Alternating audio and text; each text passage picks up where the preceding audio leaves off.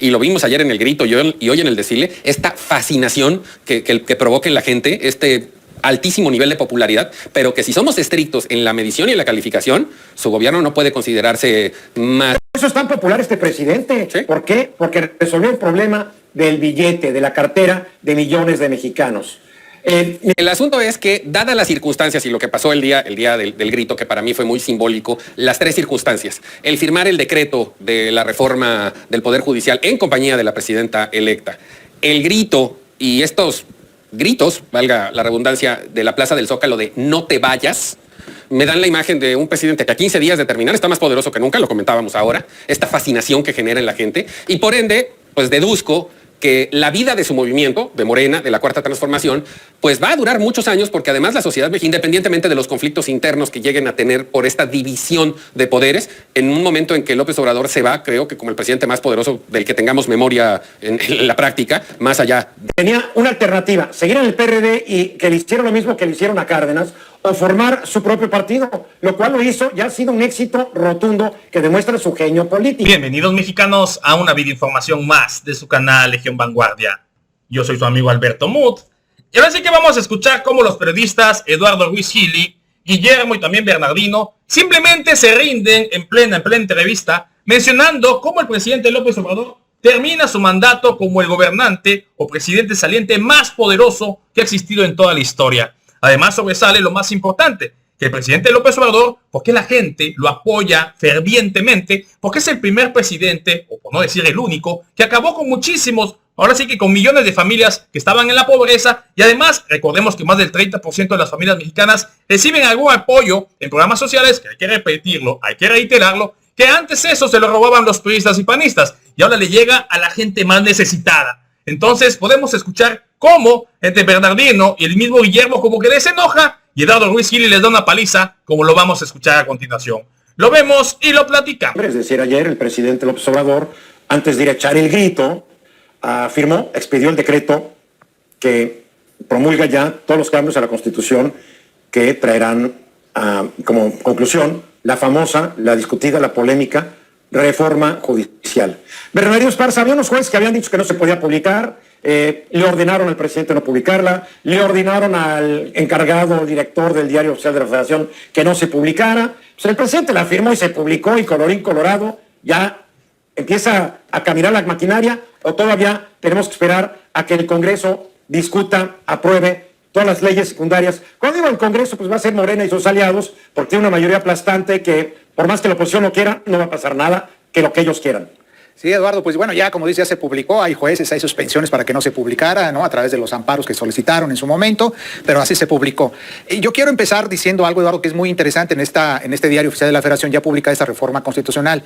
Todo lo que se diga en contra, en pocas palabras, de esta reforma constitucional no debe de existir para ninguna interpretación, por ejemplo. Se tiene que aplicar cabalmente esta reforma constitucional, porque hay un artículo transitorio que te señala estas características, Eduardo. Estas características obviamente te dice todo lo que quieran interpretar en términos generales, cualquier autoridad, no vale. Lo único que vale es la literalidad de lo que dice la letra aquí prácticamente en la Constitución. Ese es el primer elemento. A ver, tradúcemelo al Te lo traduzco, Eduardo. Si tú eres autoridad, no te entendí. Ahí te va. Si tú eres la autoridad, Guillermo, cualquiera que quiera impugnarla, ¿no? A través de algún particular o etcétera, algún amparo que se está viendo ya actualmente en ese sentido, alguna acción de inconstitucional muy probablemente, o una controversia constitucional, pues a través de eso, cuando le llegue la autoridad, de acuerdo a lo que dice este transitorio, no va a haber interpretación. Un juez interpreta y trata de dar el mejor derecho al quejoso, a las personas afectadas. En este caso, de acuerdo a lo que yo entiendo, de acuerdo con esta interpretación, con este artículo, le dice prácticamente nadie puede interpretarla, solamente lo que dice la Constitución, como está esta reforma constitucional actualmente. Entonces, eso quiere decir, Eduardo, por ejemplo, si hoy ya inició, de hecho, ya dice la ley, la Constitución actual, dice que ya inició hoy el proceso para elegir a los jueces. Hoy justamente inicia el proceso electoral para elegir a los jueces, a todos ministros, magistrados, jueces, es elección 2024-2025. Supongamos que alguien impone un amparo en torno a ello, hoy no debe de iniciar. No debe iniciar, pues lo siento, porque dice la Constitución literalmente, yo como autoridad, pues dice que ahí no puedo interpretar, y como dice el artículo transitorio primero, a partir de ahí ya inició hoy el proceso electoral para elegir jueces para el próximo año. Entonces, a ver, explícame una cosa, no tiene... Los gobiernos tienen luces y sombras, y en todo caso, pues bajo la lógica de que gobernar desgasta, como bien ha señalado, yo diría que en el balance pues no sale bien calificado. Si te vas a los temas más sensibles, independientemente de lo que él haya logrado transformar en materia política y de percepción de la gente, como gobierno nos queda muchísimo a deber, pero a mí me sigue llamando poderosamente la atención, y lo vimos ayer en el grito y hoy en el desfile, esta fascinación que provoca en la gente, altísimo nivel de popularidad, pero que si somos estrictos en la medición y en la calificación, su gobierno no puede considerarse más que promedio, digamos, 6 si estuviéramos en la escuela. A ver, Guillermo, obviamente su popularidad se debe al avance que indudablemente logró contra la pobreza. Redujo la pobreza y la gente es muy consciente de ella. El 36% de los hogares en México recibe algún tipo de apoyo social, eso es muy bueno. Y eso lo explica. ¿Tú crees que a la gente le importa el tratado México, Estados Unidos, Canadá? ¿Tú crees que a la gente le importa el déficit presupuestal? No lo entiende. Y mientras la inseguridad no le toque personalmente, pues no importa. Y si le toca, ya nos estamos acostumbrando. Por eso es tan popular este presidente. ¿Sí? ¿Por qué? Porque resolvió el problema del billete, de la cartera de millones de mexicanos. Yo no vamos a estar de acuerdo esta tarde con el tema que traes, porque tú traes una visión muy optimista sobre el futuro de Morena y el movimiento fundado por el presidente saliente.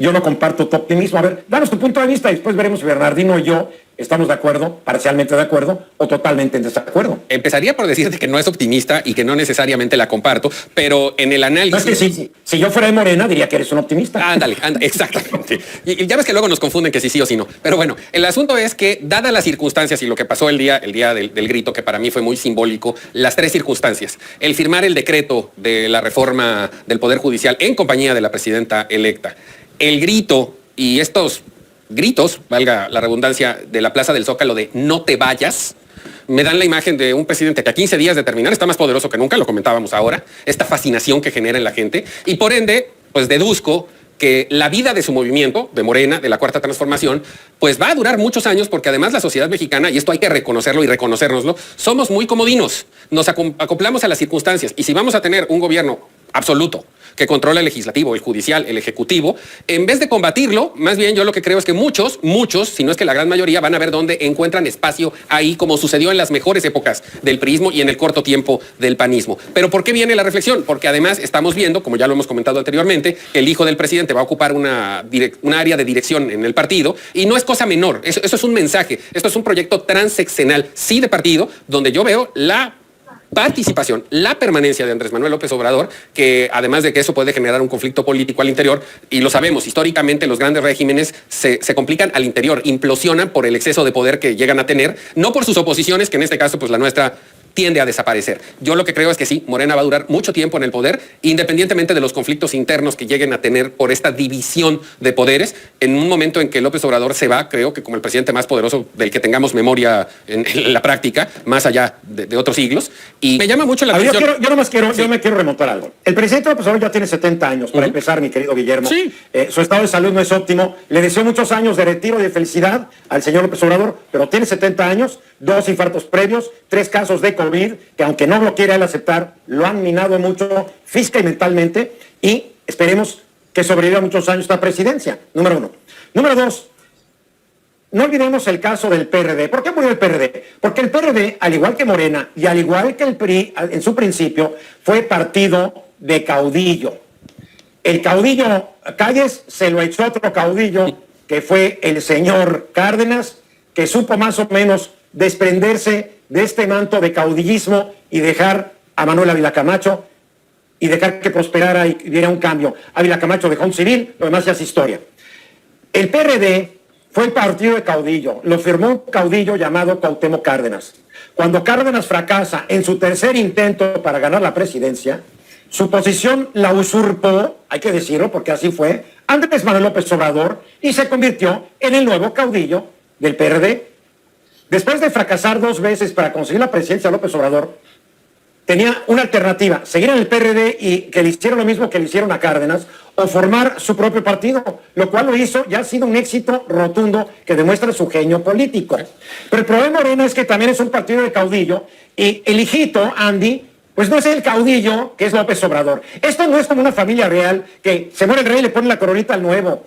Aquí los liderazgos se ganan, no se heredan. Pues ya lo escucharon, amigos y amigas, como dice el periodista Ruiz Gili, Andrés Manuel López Obrador demuestra su genio político, cómo logró cambiar la política mexicana, en la cual al fin un partido político de la mano de Morena, de continuación de la Cuarta Transformación, al fin vela por los intereses del pueblo mexicano y no por los intereses de las cúpulas que existían anteriormente. Hemos visto que se aprobó la reforma al Poder Judicial. Estas son excelentes noticias, porque ahora sí hay que decirlo. A los jueces y ministros que sean buenos, se les va a renovar, se les va a reelegir. Y a los que sean maletas o muy malos, pues simplemente se van a la calle y que sigan buscando con sus privilegios como hacían con los gobiernos neoliberales. Lamentable el papel que tienen cierta gente que trata de criticar a este gobierno, y hay que decirlo, no pudo acabar con todo el desmaiz que nos dejaron casi 100 años entre priistas y panistas, pero el presidente 6 años sacó a flote a nuestro México, que de hecho es un ejemplo a nivel internacional. Vamos a ver con estos días cómo siguen lloriqueando los opositores, amigos, amigas, y hay que decirlos para finalizar, como bien coincidieron todos, Bernardino, Guillermo y el mismo Ruiz Gili, donde menciona que la Cuarta Transformación va a durar muchísimos sexenios. Claro que, por supuesto, siempre velando por los intereses del pueblo mexicano, así continuarán. Pero bueno, amigos y amigas, hasta aquí mi participación. Si les gustó el video, les invito a suscribirse a su canal de Legión Vanguardia. Compartan la información para que más gente se entere de esta noticia. Y de favor, apóyanos con un poderosísimo like, que nos ayuda muchísimo a que YouTube nos recomiende y más gente se entere de esta información, que obviamente en el Chayomedios jamás vas a encontrar. Amigos y amigas, no me queda más que agradecerles por su tiempo, por su muchísimo espacio, y nos vemos en la próxima.